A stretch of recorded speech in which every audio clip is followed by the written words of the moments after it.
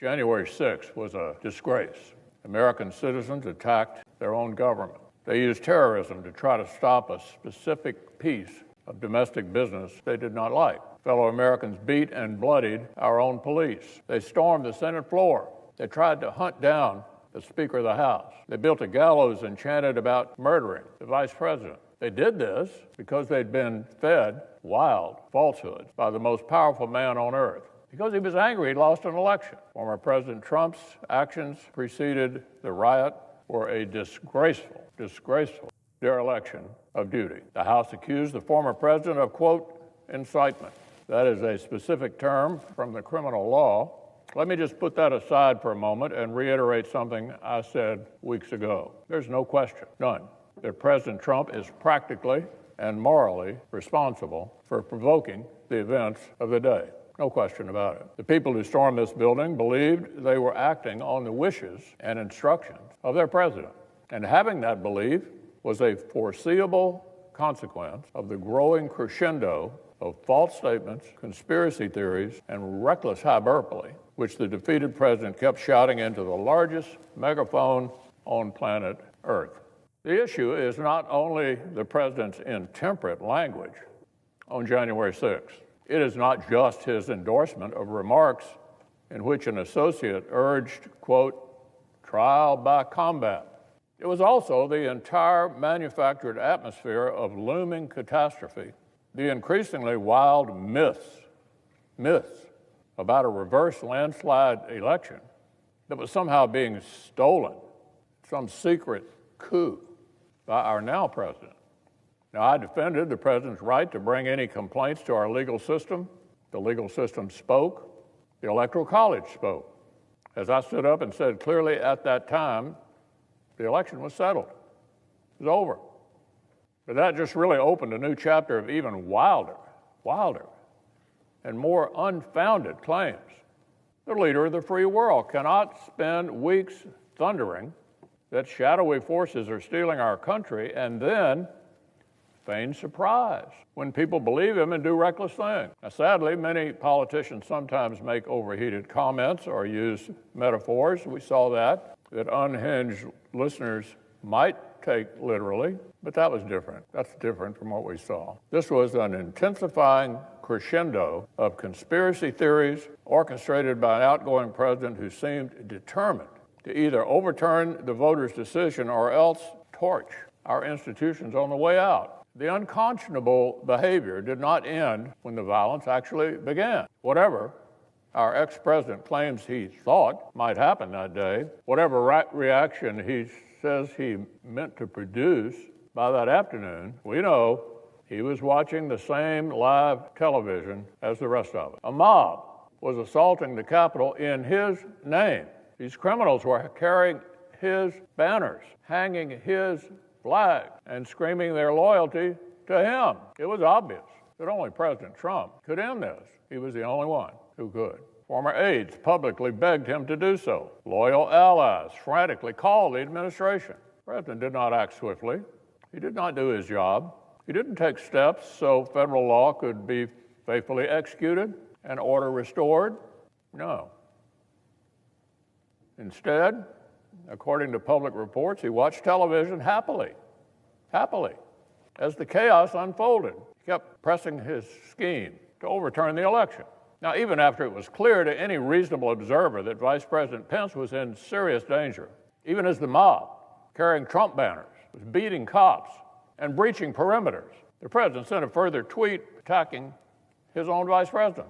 Now, predictably and foreseeably under the circumstances, members of the mob seemed to interpret this as a further inspiration to lawlessness and violence, not surprisingly. Later, even when the president did half-heartedly begin calling for peace, he didn't call right away for the riot to end. He did not tell the mob to depart until even later. And even then, with police officers bleeding and broken glass covering Capitol floors, he kept repeating election lies and praising the criminals. In recent weeks, our ex-president's associates have tried to use the 74 million Americans who voted to re-elect him as a kind of human shield against criticism. Anyone who decries his awful behavior is accused of insulting millions of voters. That's an absurd deflection. 74 million Americans did not invade the Capitol. Hundreds of rioters did. 74 million Americans did not engineer the campaign of disinformation and rage that provoked it. One person did. Just one. Now, I've made my view of this episode very plain. But our system of government gave the Senate a specific task. The Constitution gives us a particular role. This body is not invited to act as the nation's overarching moral tribunal. We're not free to work backward from whether the accused party might personally deserve some kind of punishment. Justice Joseph Story, our nation's first great constitutional scholar, as he explained nearly 200 years ago, the process of impeachment and conviction is a narrow tool for a narrow purpose. Story explained this limited tool exists to, quote, secure the state against gross official misdemeanors, end quote. That is, to protect the country from government officers. If President Trump were still in office, I would have carefully considered whether the House managers proved their specific charge.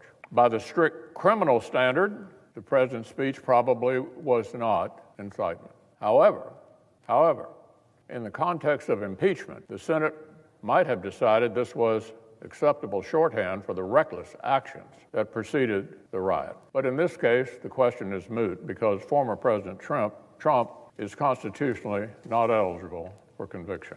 Now, this is a close question, no doubt.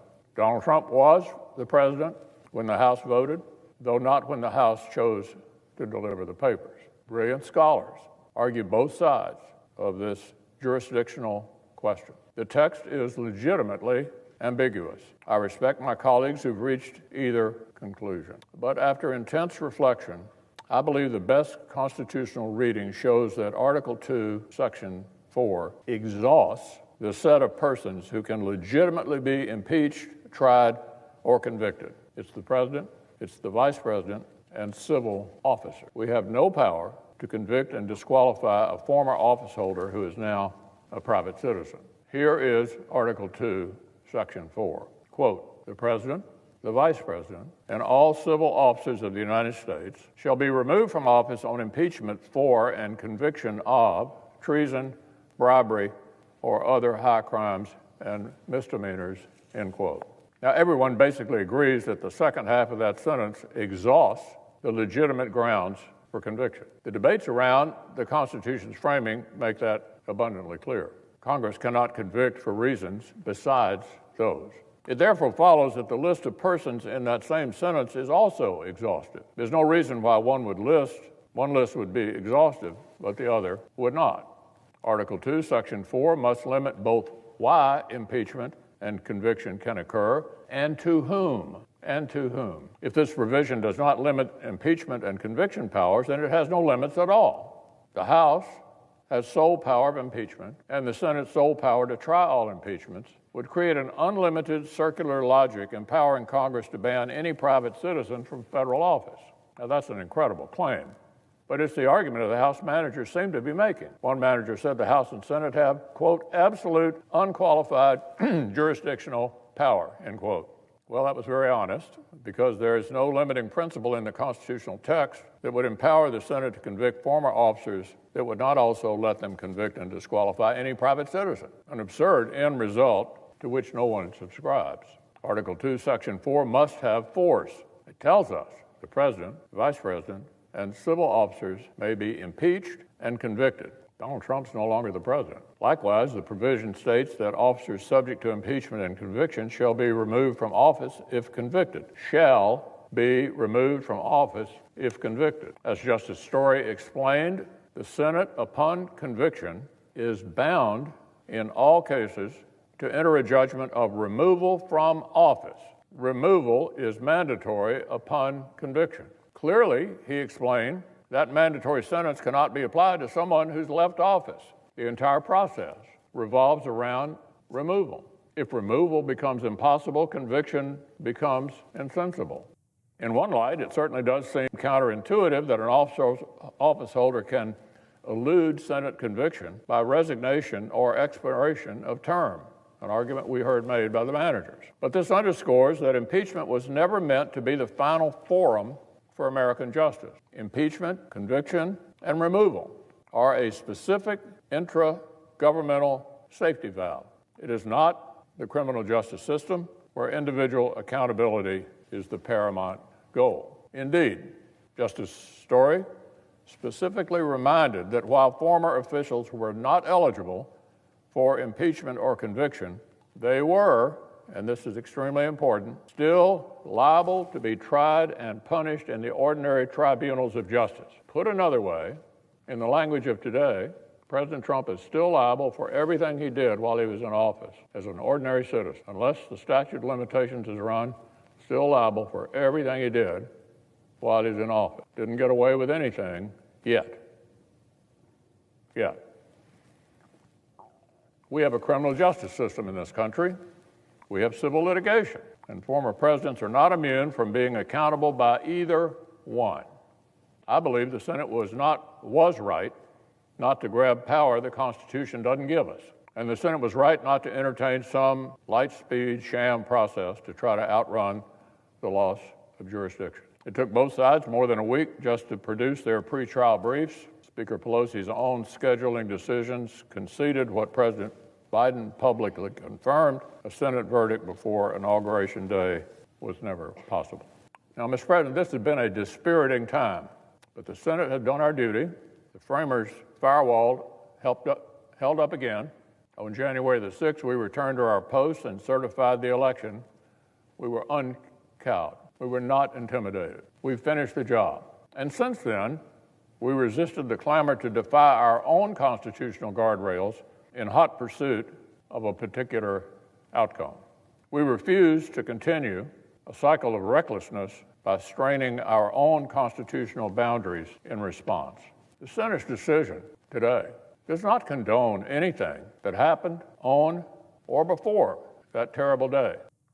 It simply shows that senators did what the former president failed to do. We put our constitutional duty first.